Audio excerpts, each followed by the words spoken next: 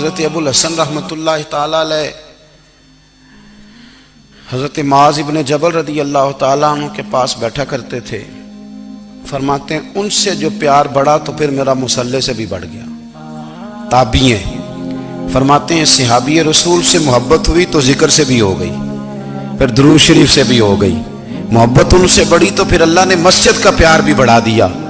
آپ فرماتے ہیں کہ میری ہر وقت طبیعت چاہتی تھی کہ بس اللہ اللہ کروں, بس اللہ اللہ کروں, بس نہ میں ذرا تھوڑی جان چھڑاؤں لوگوں سے, کو 10 منٹ ملے تو میں کچھ 4 نفل پڑھ لوں, میں تھوڑا سا نہ بچوں لوگوں سے, اور مجھے تسبیح ملے تو میں نہ کچھ 400-500 دفعہ استغفار پڑھوں, سبحان اللہ الحمدللہ اللہ اکبر لا حول ولا قوت الا باللہ, میں نہ تسبیحات پڑھوں.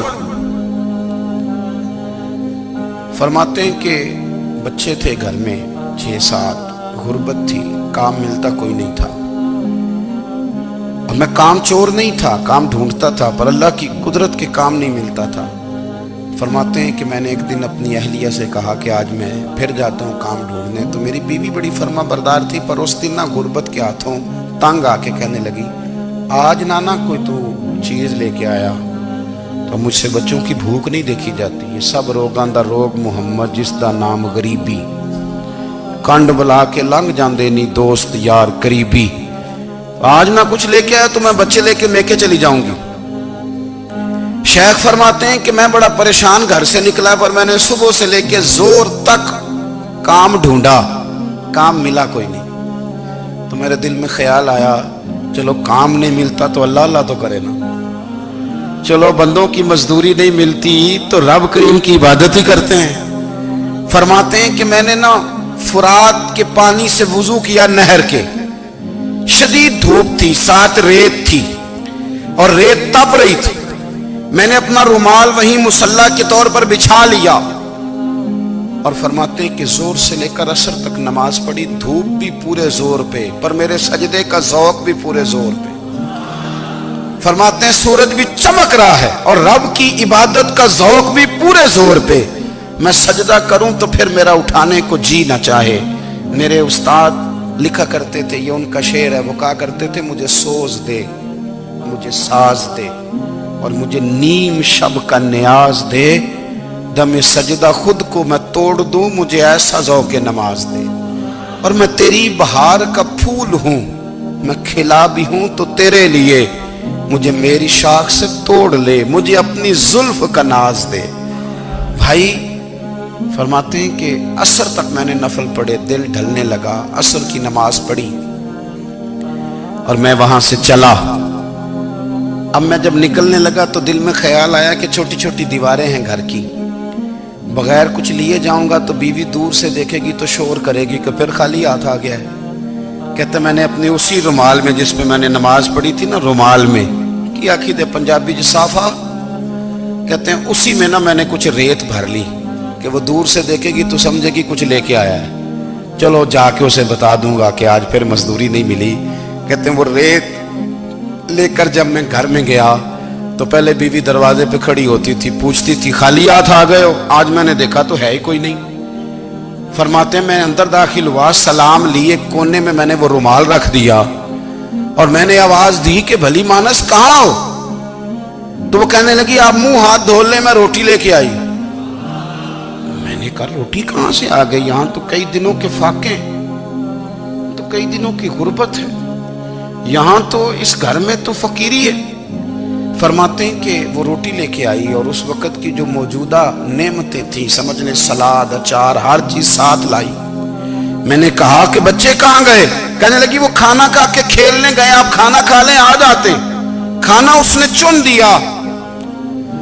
میں نے حیرت انگیز لہجے میں ساری نعمتیں اپنے دسترخوان پہ دیکھ کر کے بیوی سے پوچھا یہ کہاں سے آیا کھانا؟ بچوں کو تو نے کہاں سے کھانا کھلایا؟ یہ سارا کچھ کیسا ہے؟ کہنے لگی پتہ نہیں آج آپ کس کریم کی مزدوری کرنے چلے گئے تھے, پتہ نہیں کس کریم کی. میرے گھر میں تو اتنی نعمتیں آئی ہیں کہ مجھ سے سنبھالی نہیں جا رہی, اتنا اناج ہے, اتنا گندم ہے, کس کریم کے دروازے آج چلے گئے تھے؟ یہ کہتے کہتے وہ اٹھی اور اٹھ کر کے کہنے لگی پہلے بڑا کچھ آیا تھا, اب کیا لے آئے ہو؟ اور جا کر کے نا اس نے وہ ریت والا رومال کھولا کہنے لگے میں تو لے کے آیا تھا ریت، تو میرے رب نے اسے بھی سونے اور ہیرے بنا دیا تھا۔ جب آپ کی توجہ اللہ کی جانب، میرے نبی پاک صلی اللہ تعالی علیہ وسلم نے فرمایا ہر چیز اپنے رب سے مانگ، ہر چیز مانگ، ہر چیز مانگ۔ یا رسول اللہ کیا کچھ؟ میرے محبوب نے فرمایا تیرے گھر میں نمک بھی ختم ہو جائے تو وہ بھی اپنے رب سے مانگا کر، تو مانگنا وہ تجھے دے گا، تو اس کی بارگاہ میں کشکول طلب دراز تو کرنا۔ اور ترمذی شریف میں عجیب لفظ ہے، رسول کائنات نے فرمایا، رب کریم فرماتا ہے جب میرا بندہ ہاتھ اٹھاتا ہے نا تو مجھے حیا آتی ہے کہ میں خالی کیسے لوٹا دوں اس کے۔ اتنے بڑے بادشاہ کی بارگاہ میں، او بھائی لوگوں سے عزتیں تلاش کرتے ہو تو وہ کیا تمہیں عزت دیں گے؟ وہ تو کل اچھا کہتے ہیں پرسوں برا کہنے لگ جاتے ہیں۔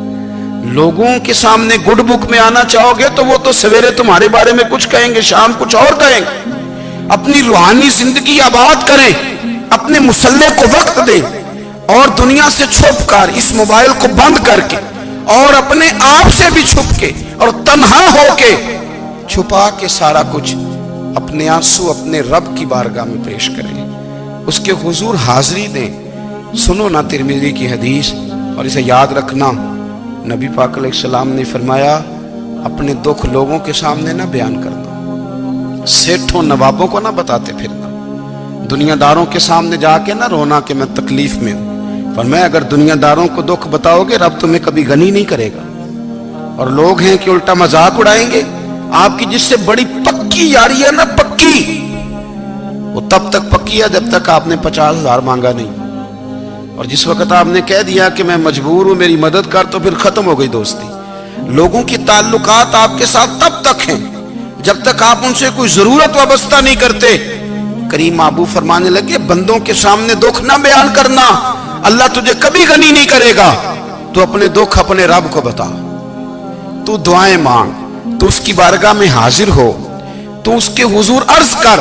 فرمایا اپنے دکھ اپنے رب کو بتا، وہ جلدی کرے یا دیر سے کرے تجھے ساری دنیا سے بے نیاز کر دے گا، تجھے کسی کا محتاج نہیں رہنے دے گا۔